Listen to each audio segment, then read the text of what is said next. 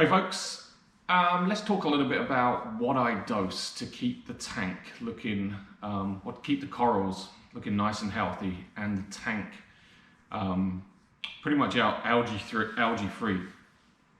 I've never had an algae problem in this tank, and I feed fairly sparsely. And I don't know if that inhibits some of the coral growth that I get, but I definitely don't feed as much food to the corals as you see some reefers do. Not knocking what you guys do whatsoever. That works for you, and I'm just letting you guys know what works for me. As I said in last week's vlog, I religiously change my filter socks. I change them every day. I believe that helps. 100% I believe that helps. It's time consuming, I know it is, but I'm pretty sure that helps with keeping algae out of my tank. Keeping algae out of the tank gives you more problems, right? There's not as much nutrients in the tank, I guess. If you've got less algae, right, you're not seeing the results of that nutrients in the tank. But to compensate for that, I feed a number of things. So let's go over them. First thing actually that I don't have to show you is I always keep this stocked with pods.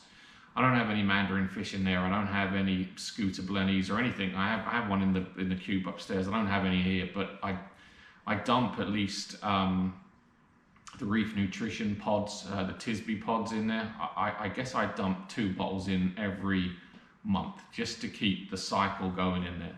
I have a pod hotel that's in the bottom of the sump, and I'll give that a shake every week in between putting in the pods. And again, I think that helps. So first off, reefroids. I feed this sparingly. I don't go all out like some folks do. You see the big path of reefroids going into the water column. I don't do that whatsoever. I use maybe a little fingernail full, maybe a little bit more. I mix that with some water out of the tank, and then I target with one of those big hypodermic needle type looking things. And I do that maybe twice a week. That's all I'm doing for the reefroids. I had this reefroids for 6 months. You wouldn't even know that I've used it. That's how little I use. But I do that about 2 days a week. So that's the quantity of reefroids I'm using. Next thing, phytoplankton. This is from my local fish store, Emerald Bay Aquatics. This will feed clams as well, right? It's not the pure clam mix, it's got everything in it. I feed this every day. Now it says a capful per 50 gallons. I don't feed anywhere near that much. I feed about 2 milliliter, which I couldn't tell you where that is on the cap, but it's probably less than half of the recommended dosage. And I do that once in the evening. That's all I'm feeding of that, okay? Next thing, I showed you this last week, but acids. Right now I'm using the acids from Nios. I'm going to be switching over to all Polyp Lab products. In fact, I have a bunch on order that should turn up next week. I love Polyp Labs. I love what they do. I think all of their products are awesome. So once the Polyp Lab stuff comes, I'll be using their acids. But acids are a really important part of getting your coral to growth. And in fact, if you looked at my ICP test, you'll see the acids in my tank are up there, which is good. Means coral growth. Genesis from Polyp Labs. So this has got millions of strains of bacteria, and this is predominantly for, let me read what it says, concentrated mix of dormant bacterial strains. So this is mainly for your polyps, but I think everything that's a filter feeder will feed on this. And since I've been dosing this, I've got polyps, zoas, turning up everywhere. I wouldn't say they're breeding like crazy or whatever they do, but they're appearing everywhere in my tank now, and that's since dosing Genesis. and I do three drops a day of the Genesis, and I do it just after feeding. In fact, if we go back to the acids, I do 3 drops of that a day also.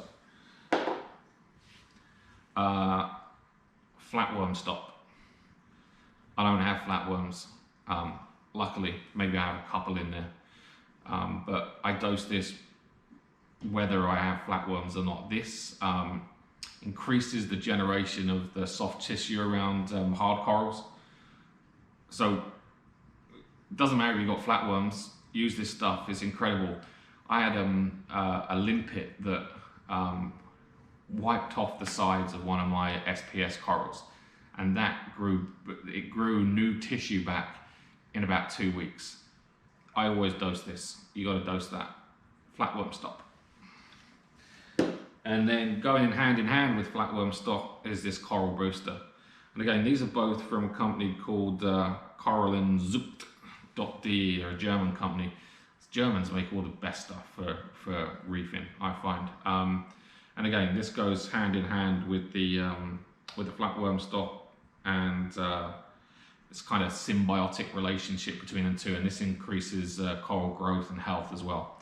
So these are the things that I dose, some daily, some throughout the week, that help keep that in order. But remember what I said about the reefroids and the phytoplankton. I don't go over the top with that. I target feed. I never turn all the pumps off, actually. I only turn the MP40s off to do that, and it works well for me. My tank doesn't go brown, and as you can see, everything looks pretty good in there right now. Hey guys, new vlog setup. Got myself a GoPro Hero 8 black, and little handheld thing comes with it, and a tripod. So I'm gonna give this a go. Might get a new mic for it, but listen, it's about the content, right? Not the camera equipment.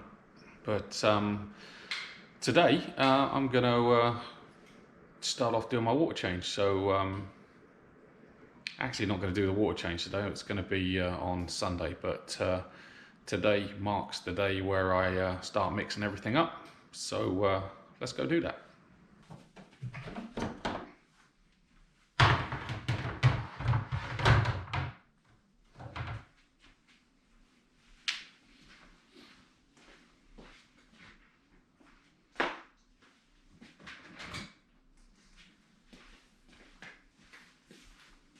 Got the old one of the Eheim, I don't know what model this is, 250 watt Eheim heater. I have 2 of these actually, keep them on spare, but that's what I use for heating the water up. Oh my god, this is freezing. I keep my water change stuff in my garage, and that is cold, let me tell you that much. Stick that on.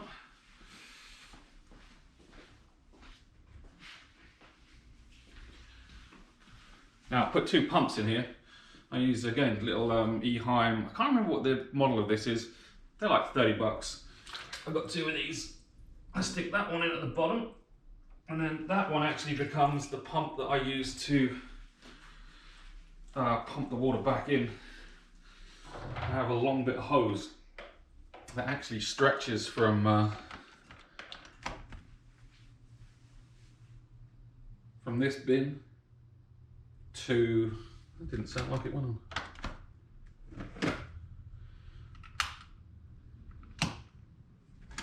I have a long hose that stretches from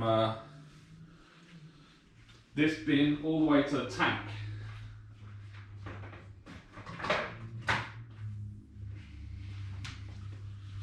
So it works out pretty well. And then I stick this one on the side, so I've got one pumping up and down and one pumping around the bin. And that works well for me.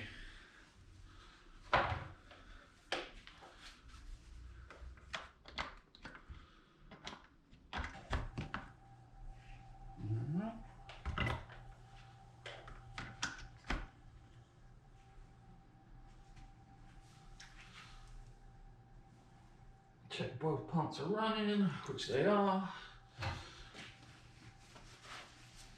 Now for the fun part, as you all know, I use the Tropic Marine Reef Pro.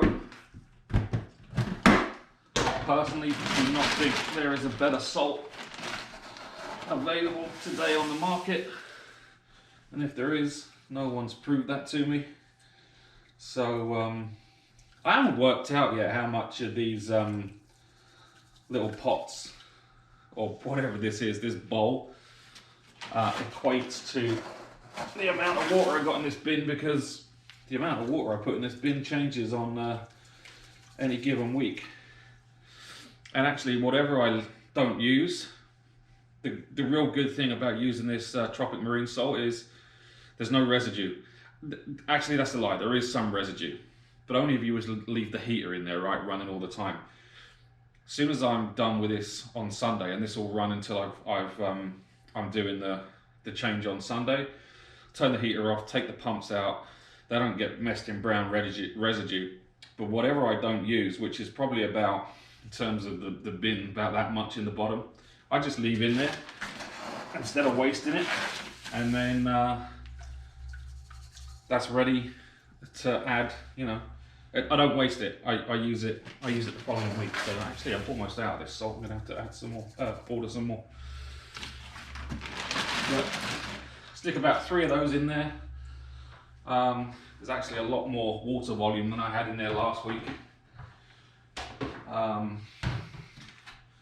Pop the lid back on, and I'll come back in maybe an hour.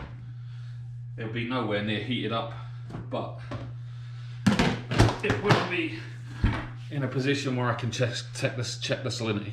So that's the salinity. That's the salt water mixing.